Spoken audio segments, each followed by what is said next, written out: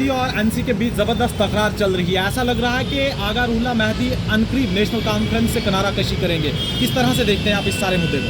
देखिए, इस बात को लेकर के मैं इस तरीके से कहूँगा कि डॉक्टर फारूक अब्दुल्ला साहब, चीफ मिनिस्टर उमर अब्दुल्ला साहब और मेंबर पार्लियामेंट आगा रूहुल्लाह और साथ में मेंबर पार्लियामेंट मियां अल्ताफ साहब, आप ये आपस की लड़ाई को छोड़ करके जो हमने वादे किए हुए हैं, जो अवाम ने भरोसा करके जो आपको चीफ मिनिस्टर बनाया है, मेंबर पार्लियामेंट बनाया है, रियासत के दर्जे की वापसी को लेकर के, आर्टिकल 370 की वापसी को लेकर के, स्पेशल स्टेटस वापसी को लेकर के, उसके लिए इकट्ठे मिलकर के लड़ाई को छोड़ करके अपने जो चुनावी वादे हैं उन्हें पूरा करने के लिए इकट्ठे हो जाए।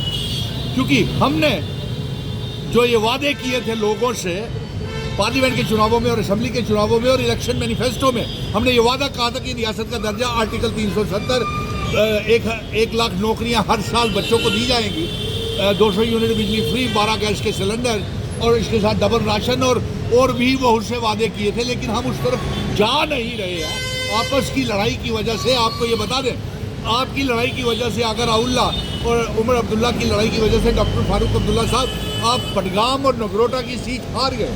नंबर 2, आपकी अंतरकला लड़ाई की वजह से आपके MLAs cross voting Bharatiya Janata party को कर गए।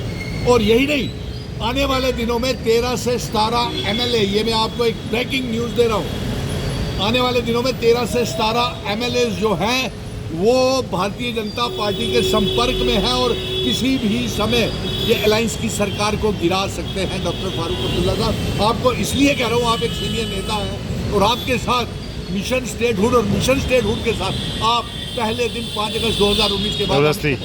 अब इससे एक बहुत बड़ी बात और भी बता दूं, कांग्रेस जो कल तक कहती थी कि एब्रोगेशन ऑफ आर्टिकल 370 घिसते घिसते घिसा देंगे, वो आज बड़ा मजाक सा बना कि कांग्रेस ने ये बोला कि एब्रोगेशन ऑफ आर्टिकल 370 के बाद कोई फ़ायदा जम्मू कश्मीर को नहीं हुआ।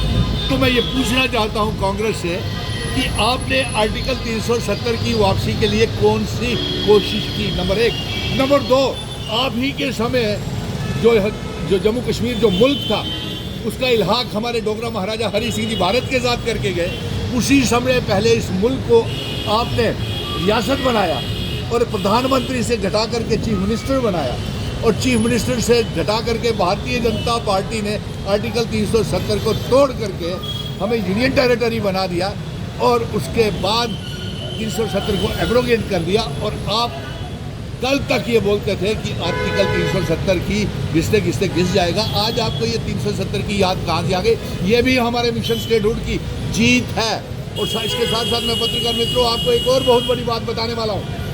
1 दिसंबर को पार्लियामेंट का सेशन लग रहा है और उस पार्लियामेंट के सेशन में एक बहुत अहम बिल जम्मू कश्मीर को लेकर के आ रहा है और ये सुनने में आ रहा है, हमारी ये मांग है कि जो रियासत के दर्जे की मांग है उसको लेकर के ये बिल पार्लियामेंट में आना चाहिए।